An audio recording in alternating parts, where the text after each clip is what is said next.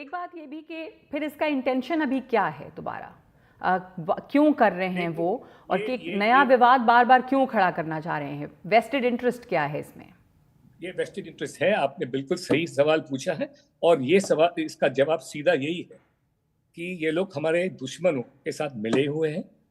सबसे हमने पहले से ही ये उजागर किया है कि जो प्रिंसिपल थे, हिंडनबर्ग के जो प्रिंसिपल थे, जिन्होंने इनको इस काम के लिए हायर किया था, वो एक किंगडन, मार्क किंगडन नाम का ट्रस्ट फंड था जो उनका मालिक है, और उसकी बीवी एनला चेंग एक चाइनीज ओरिजिन अमेरिकन सिटीजन है, जिसके खिलाफ गंभीर इंक्वायरी चल रही है।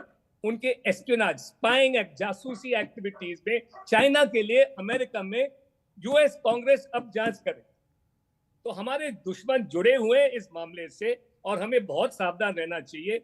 हिंडनबर्ग का जवाब बिल्कुल बेबुनियाद है, उसमें कुछ नई बात है ही नहीं। अब वो सिर्फ झूठा इल्जाम मिसेस बूच पे, हमारे चेयरपर्सन सीबीआई के खिलाफ उन लोग ने पेश किया है और कुछ नहीं।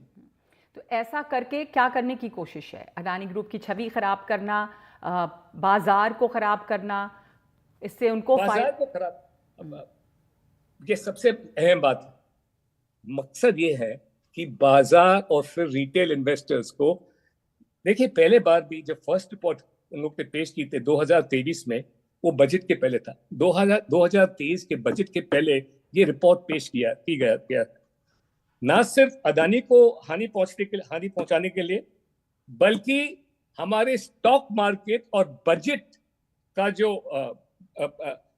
जो असर है उसको खराब करना, ये बताना कि बजट बिल्कुल खराब बजट है। और बजट यानी उनके शॉर्ट सेल की वजह से वो बजट के ऊपर कलंक लगाना चाहते थे। अब इस बार फिर ये 2024 के बजट को बुरा दिखाने के लिए ये काम किया गया। तो ये हमारे आर्थिक स्वतंत्रता के खिलाफ एक धक्का देने की कोशिश है।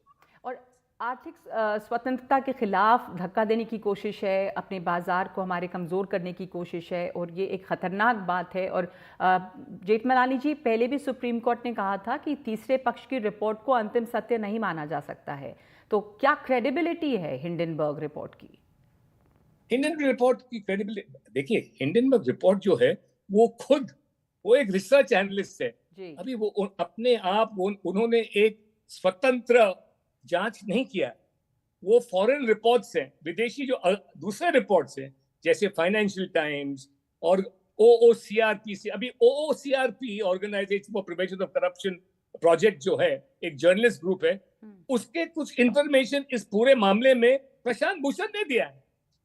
तो यानी प्रशांत भूषण वकील अपने दिए गए इंफॉर्मेशन, सूचना उनको को उसके ऊपर उनका पूरा आर्गुमेंट निर्भर है। जी, ये भी कहा था पहले कोर्ट ने कि ओसीसीआरपी रिपोर्ट के आरोप जो है वो सही नहीं है। बिल्कुल, ना सिर्फ सही नहीं है, लेकिन वो स्वतंत्र नहीं, वो एक आजाद रिपोर्ट थी। जी जी, सही बात है। धन्यवाद आपका हमारे साथ जुड़ने के लिए और बताने के लिए कि किस तरह से मार्केट को नुकसान पहुंचाने की भी कोशिश की जा रही है, और ये किसी एक नियत से, एक वेस्टेड इंटरेस्ट से अपने लाभ के लिए काम है, और दूसरे की इसकी विश्वसनीयता जो है वो बहुत कम है। इस हिंडनबर्ग रिपोर्ट की ओसीसीआरपी जो रिपोर्ट दी गई थी, उसने इस पर आरोप लगाए थे, उसमें हितों के टकराव के आरोप जो है वो निराधार हैं। कोर्ट ने पहले कहा है कि तीसरे पक्ष की रिपोर्ट को हम अंतिम सत्य नहीं मान सकते। पहले भी रिपोर्ट सुप्रीम कोर्ट के द्वारा खारिज की गई है, और एक बार फिर से उन्हीं आरोपों को वापस लगाया गया है जिसके जवाब दिए गए थे। और सेबी ने जिस पे पूछा था सवाल भी उन हिंडनबर्ग ग्रुप से, वो उसके कोई जवाब नहीं दिए गए।